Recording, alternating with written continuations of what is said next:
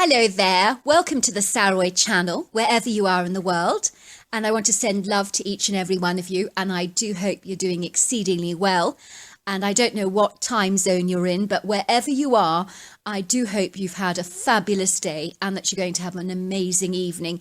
And don't forget to get that amazing cup of coffee or tea or whatever it is that you drink, because I've got a lovely story for you tonight that you're really going to love. So before we get started, don't forget to subscribe to the channel, click the notification bell and the thumbs up. I think you're really going to enjoy tonight's story. So let's get started. Dear Sarah and all your lovely listeners, my name is Claudia and I grew up in a small rural American town in the 90s. And my extraordinary Bigfoot encounter happened when I was about 12 years old. When I was 6 months old, I was legally adopted by my two parents, who literally longed to have a baby. My true biological mother was a heroin junkie who supported her addiction as an escort. After I was born, she literally threw me at social services and told them that she wanted nothing more to do with me. I cannot raise a kid on the street, she had said. I've never liked children anyway, so you can have her. I gather she signed some legal documents, and subsequently I was adopted by my delighted parents. From a very early age, my parents made no secret of the fact that I was actually adopted, and so I was given to understand that I did actually have two mothers, one that had birthed me and the other one who had raised me. It was a little confusing to understand at first, but the idea of having two mothers seemed really rather cool, as far as I was concerned. Growing up as a kid, I would boast to all my friends that I actually had two mothers, and I proudly informed them and promptly reminded them that they only had one, which they thought was terribly unfair. Why can I not have two mums like Claudia, my friends would complain to their parents. It's not fair. Invariably, when you're kids, two of anything was just so much better than one. Two candies was much more preferable than only one, as was two Christmas stockings and two toys. For any kid, only having one of something always made you feel distinctly disadvantaged and very, very cheated. As Toby, one of the little boys I played with, so eloquently put it to his parents, with two mothers, Claudia can have two presents at Christmas, two holidays, and two Easter eggs. I want two mums, he would say.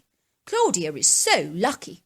I gather his parents both believed that Toby would become a masterful accountant or banker one day because he was so exemplary with numbers and mathematics and could literally pick up any shortfalls and discrepancies at such a young age, and always knew immediately when he'd been cheated or hard done by, and was not having any of that, I can tell you.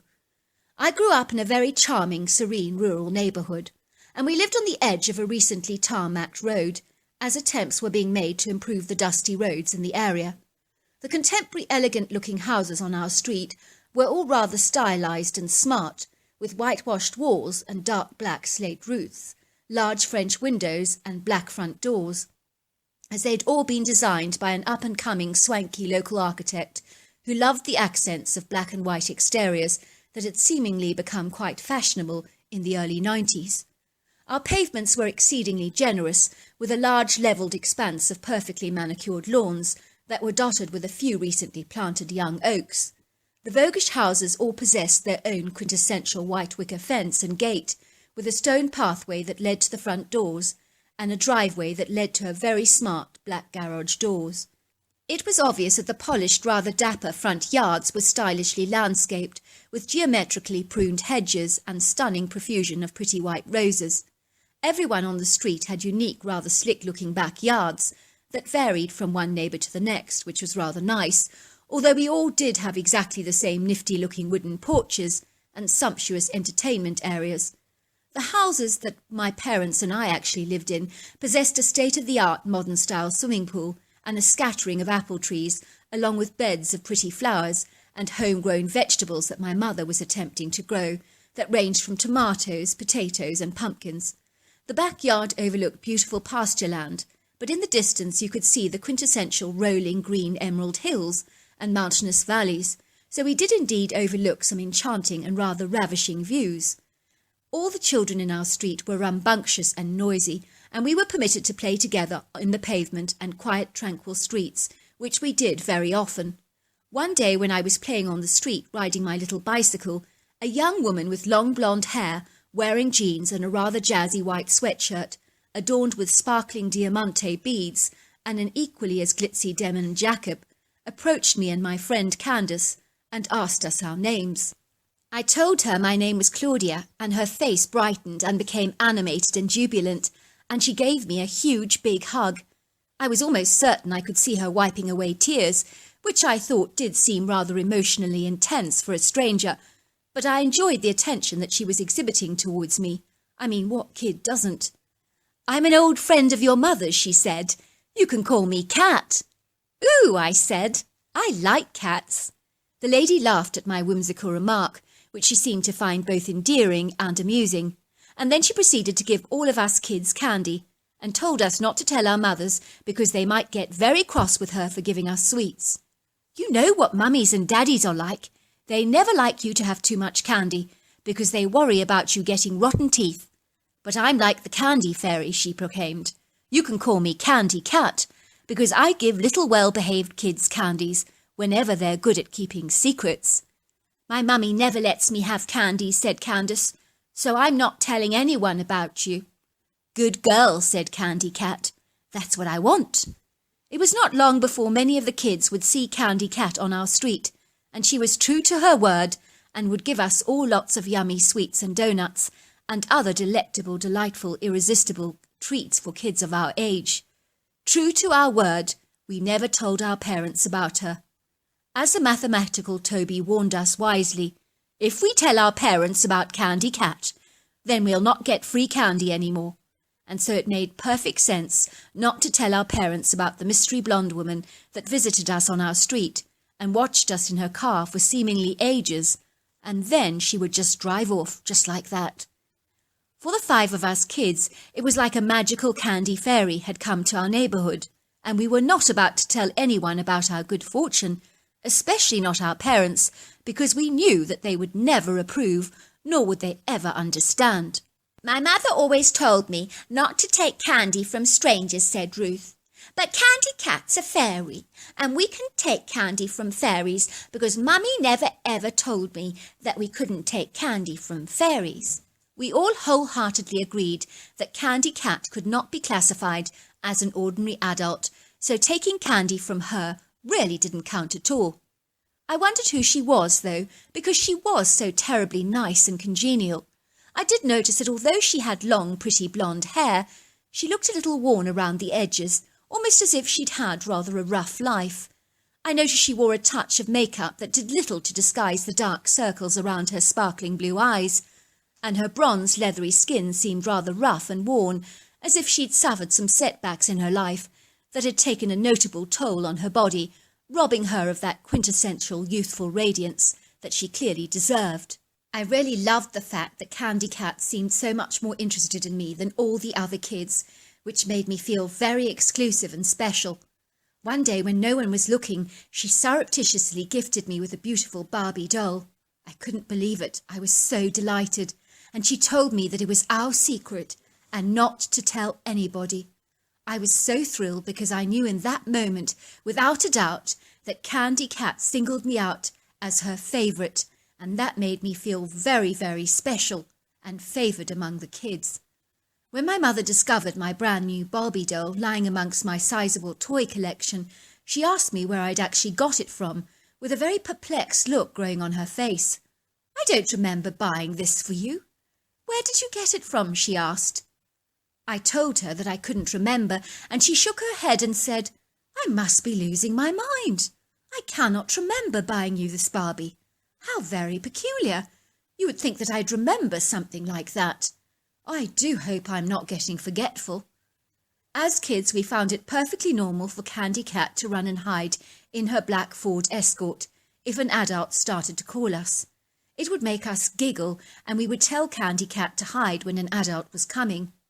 As kids, for us it was like playing hide and seek, and so it was a great deal of fun watching Candy Cat hide from our parents, and it became like a game to us. We would watch her ducking under the seat of the car parked opposite the road, which never raised any eyebrows because Cat's car was literally identical to our local pastor's, and he was always parking on the side of the road and inviting himself in for coffee with the residents.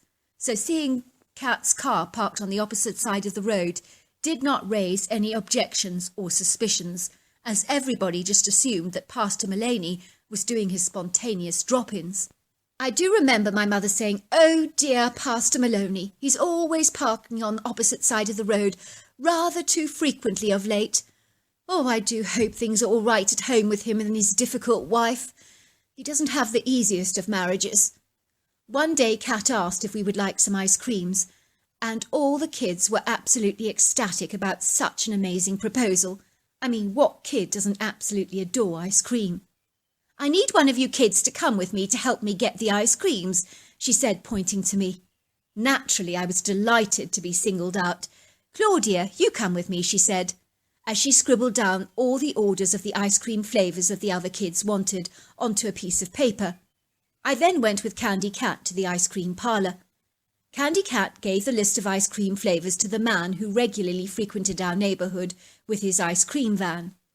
Candy Cat asked him to deliver the kids their prepaid ice cream flavours.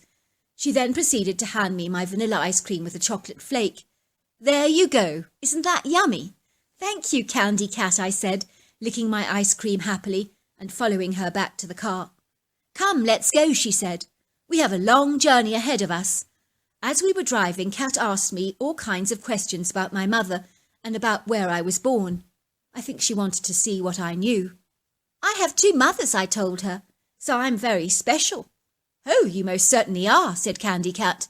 "And do you know that I'm your other mother?" I looked completely confused and baffled. "My mother told me that my real mum lives on the streets in a cardboard box." "That's right," laughed Candy Cat. "That was me. But I've cleaned my life up, and I don't live in a cardboard box anymore." "Well, where do you live?" I asked. "Well, I'm going to show you now. I'm taking you there now," she laughed. "And I've spoken to your mother about it, and she told me that you are more than welcome to spend a few days with your other mother. That's me, of course." "But," I said, "I've never seen you talk to my mother before. You're always hiding from the adults in the street." "I was only playing hide and seek," she laughed. "But I did speak to your mother," she assured me, "and she was very agreeable about you coming to stay with me." My face lit up because I was so surprised my mother was so willing to allow me to stay with lovely Candy Cat.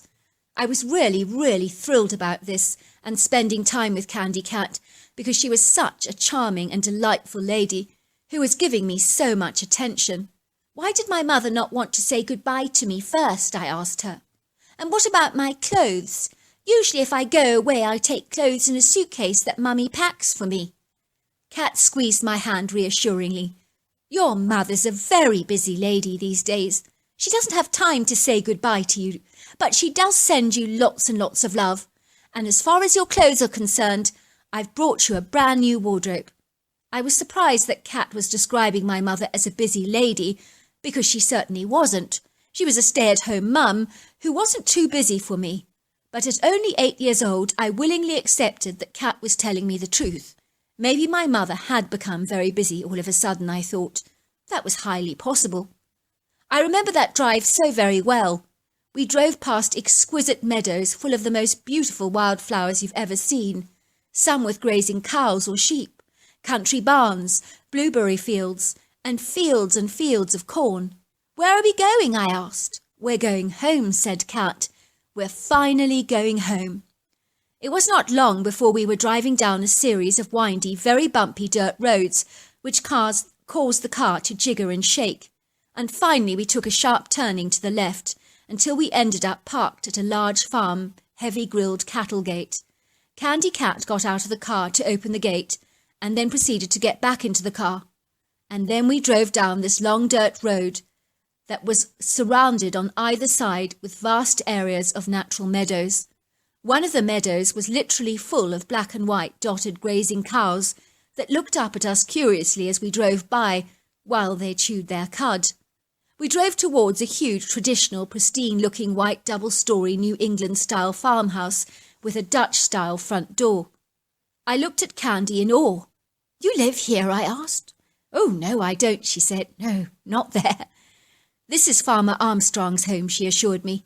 At that moment an elderly man came racing out of the house with a broad beam on his face. He had a long white beard, bright blue twinkling eyes, and a rather weathered-looking sun-damaged wrinkled skin. Candy Cat rolled down her window. "So you finally got here," said the man, smiling and looking at me with a broad grin on his face. "You must be Claudia," he said. "I'm very pleased to meet you, Claudia. I'm sure that I shall be seeing a great deal of you." He then handed Candy Cat some keys. "Those are for the trailer home. Good luck." "Thanks," said Candy Cat, getting back into her car with a big smile. "Poor Mr. Armstrong," she told me. "He's a very, very sad and lonely man, because he lost his wife to cancer over 5 years ago. He's kindly allowing me to live on his land in his beautiful trailer home his late wife designed. He'll be coming to visit us very regularly, but when he visits you must go and play outside, because Mr. Armstrong likes to talk in privacy. He gets very lonely. Do you understand?" I nodded. He must be very sad. Finally we came to the trailer home that was parked in an open clearing in the middle of a pretty wild meadow, flanked on one side by a dense forest full of Douglas maples, big-leaf maples, Pacific silver firs, and red alder trees, and a few oak trees at that. The trailer home was in pristine condition, painted in white with green windows and a green roof. It was really snazzy and contemporary, and I was amazed. I didn't think trailer homes could ever be cosy, but this was absolutely gorgeous, as if an interior designer with superb taste had refurbished the trailer into a work of fine art, using bright, colourful Moroccan colour schemes and cosy, sumptuous furnishings. My bedroom was very chic and tasteful, and Candy Cat had transformed it into a princess den with pretty pink decor and boxes full of the most amazing toys, including a large princess chariot bed. It really didn't get better than that. I knew that the next few days were going to be exciting, and I really couldn't wait to tell my parents about my wonderful adventure with my other mother. I knew Toby would be so jealous of me if he knew that Candy Cat, the Candy Fairy, was in fact my mother. I could easily imagine the envious expression on his face as he calculated the mathematical advantages to having a second mother. The thought made me giggle. Fast forward to several weeks, and I was now living with Candy Cat in her trailer, and had been sadly informed that my poor mother and father were not very well, and I needed to stay with Candy Cat for a little longer, which was very upsetting because I missed my parents terribly. Before long, it would seem like days drifted into weeks, and weeks into months, and months into years. It's amazing how fast time flies. Candy Cat was homeschooling me, and so I did not have much contact with other kids, and I missed my friends from the street. Apart from Kyle and Sylvia, of course, who came to stay with their grandfather on the weekends, so then I had kids to play with, and they were fun. Farmer Armstrong came to visit regularly, and Candy Cat would lock her bedroom door when he came, and they would be there for ages, talking, chatting, giggling and laughing. When he came out of the bedroom, he always gave Candy Cat heaps of cash, and he often brought me candies and presents. Sometimes Candy Cat would drink way too much or smoke a little weed on the side, but she did tell me that Farmer Armstrong had paid for her drug rehabilitation, and that she had used to be addicted to the very heavy stuff, like meth and heroin. But knowing she had a daughter had made her very desirous to get clean, and all the hard work had finally paid off, although it had been a horrendous struggle for her. You would think I'd get bored on this farm, but I loved getting involved with the workings of a dairy farm, and I helped Farmer Armstrong raise a couple of calves on bottles of their mother's milk, which was an amazing experience for me. I also enjoyed helping Farmer Armstrong in the dairy with the cows. I adored playing with his two beautiful young dogs, a golden Labrador called Max and a golden retriever called Cloudy, whom I would walk regularly around the farm. Farmer Armstrong said that they needed lots and lots of exercise because recently it would seem that Cloudy had been piling on loads and loads of weight, despite her reduced calorie diet. "I am told," he told me, "that golden retrievers can get very fat very easily," he would tell me, "and unfortunately Cloudy here is predisposed to weight gain, unless someone has been sneaking her a few little snacks from side to side," he said, looking at me teasingly. "Oh no, I haven't," I said. "I've never given Cloudy any treats." But Farmer Brown didn't look too convinced. There was an enchanting gushing stream that meandered through the woods, and it was my favourite spot to frequent. I would sit on the flattened rocky boulders for ages and ages and throw stones. I often wondered if I would ever hear from my parents again, because Candy Cat had told me that they were now seriously ill, and I kept praying in my heart that they would get better. But with the passing of time, the memory of my parents had faded quite considerably, because 4 years is a long time. One day when I entered the woods, I felt something was very different, and I didn't know what it was. It was like the woods had become very, very quiet and still, and the cheerful bird calls had all but dissipated. I noticed that there was a funky smell in the woods that was so unpleasant it actually caused me to feel quite sick. What was it, I wondered? Was there a dead animal lying around? I started to search for the source of the smell, but I found absolutely nothing. I proceeded to sit on a rocky outcrop beside the stream, and I lowered my body over the gushing water and placed a couple of beautiful paper boats that I had created into the jetting water, and I watched them gliding off in the strong current. Sometimes they would become stranded on a rock, but after a second or so the fast-moving pace of the water would propel them forwards and onwards further down the stream. It was always fun to play with paper boats. Suddenly I found myself being pelted with by little stones, almost as if something or someone was trying to get my attention. But when I turned around to look for the source of the culprit, there was no one there. I noticed that a branch was swaying, and I got the very distinct impression that someone was clearly watching me. But who, I couldn't imagine. I could see this gargantuan dark shadow moving through the undergrowth, and then I became convinced that I was being stalked by a bear. I knew I needed immediately to get out of the woods, as fast as I could, because I did not want to encounter this black bear face to face. It was too late, because the black bear had seen me, and was clearly running after me. My heart began to pound violently in my chest, and my hair was standing on end, and it was hard to run, because my legs felt like cement. I knew that I was not supposed to run from a black bear, but for some reason I couldn't help myself, and I began to sprint as fast as I possibly could, with the hefty bear in eager pursuit of me.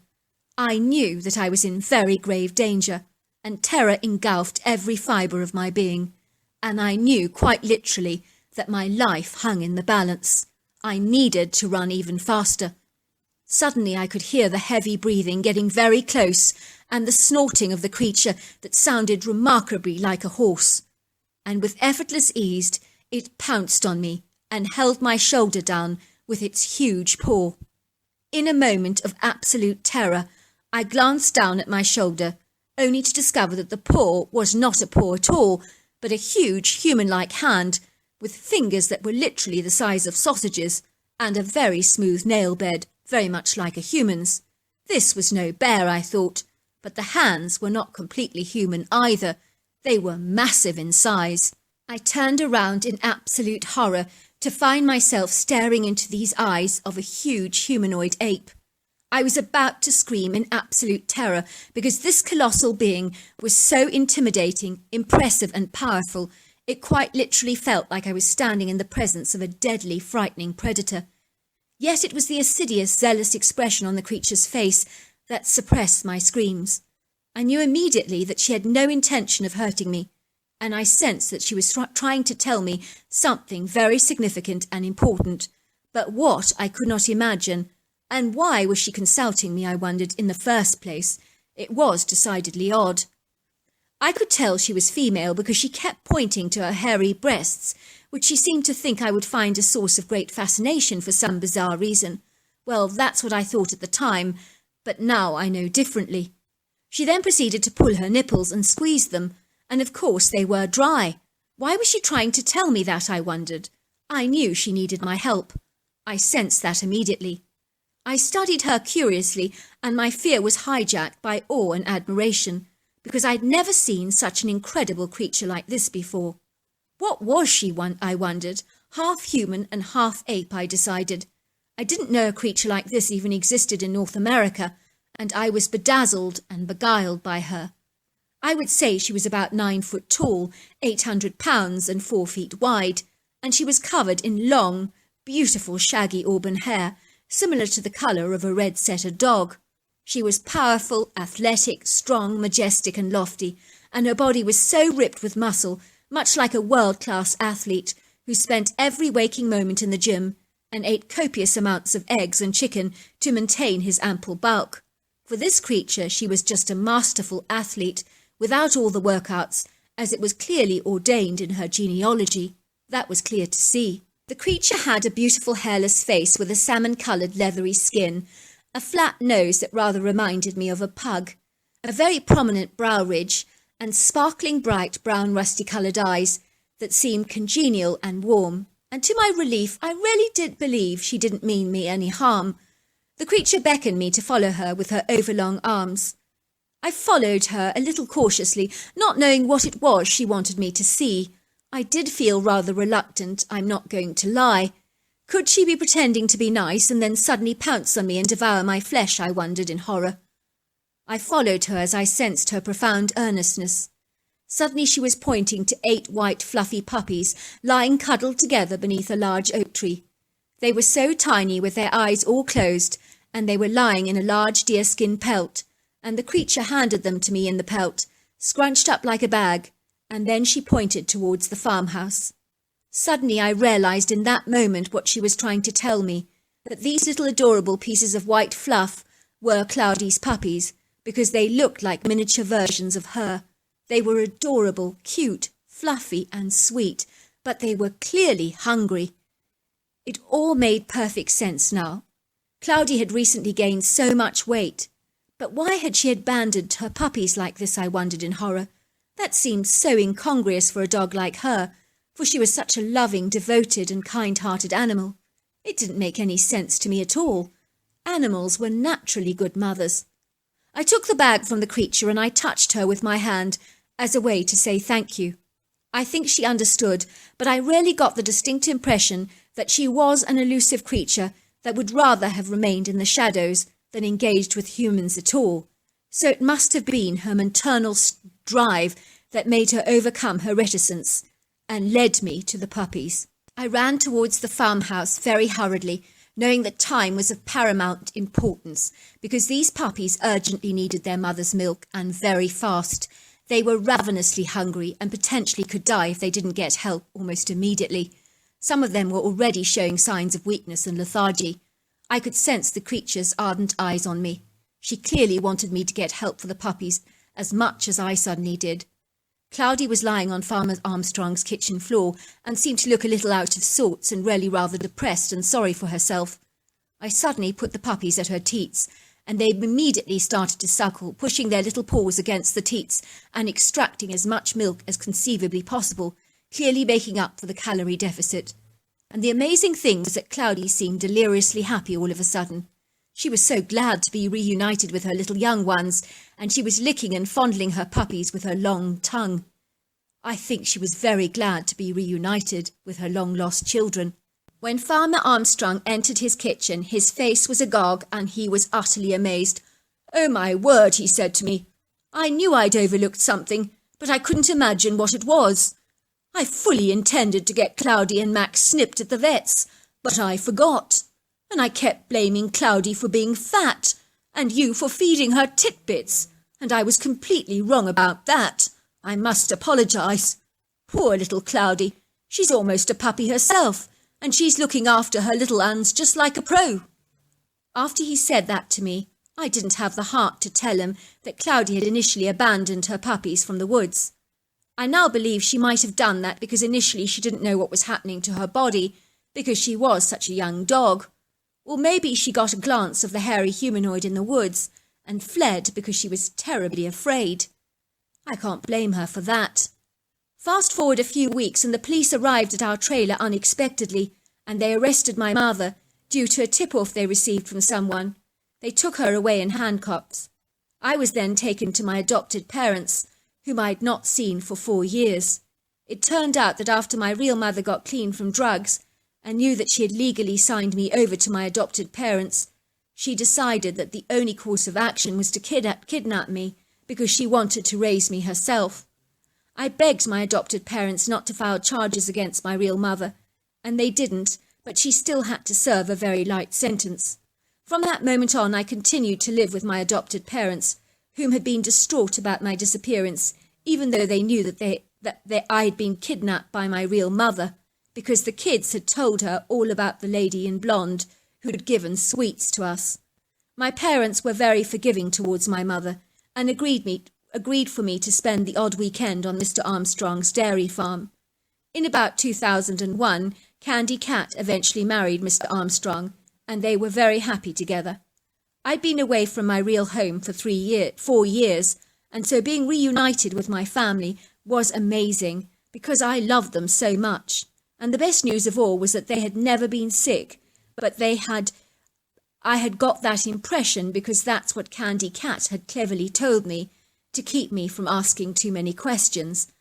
I ended up having an amazing childhood with 2 mothers and one of Cloudy's puppies, a dog called Madison, whom became the most incredible dog I've ever known. She even rescued a child that was drowning once. As for the mysterious hairy humanoid, I now know that creature was Bigfoot, and I'm so incredibly grateful that this creature had the percipience to get me to help her rescue those precious puppies that brought so much joy to so many families who are completely oblivious in the knowledge that a Bigfoot touched their lives in a magic way because they have one of Cloudy's puppies. So there you are. That's my story. I just want to say that is such a touching, such a beautiful, such a magnificent story. And what's so wonderful is that your real mother actually got clean from drugs, because that's no mean feat. So clearly she really, really did love you, because that was quite a battle, I imagine. And I'm so glad that it ended happily for everyone, although being kidnapped was not the right thing to do. But I suppose your mother, your real mother, was just so sure that she would get no access to you. What an amazing story. Until next time, goodbye and good night.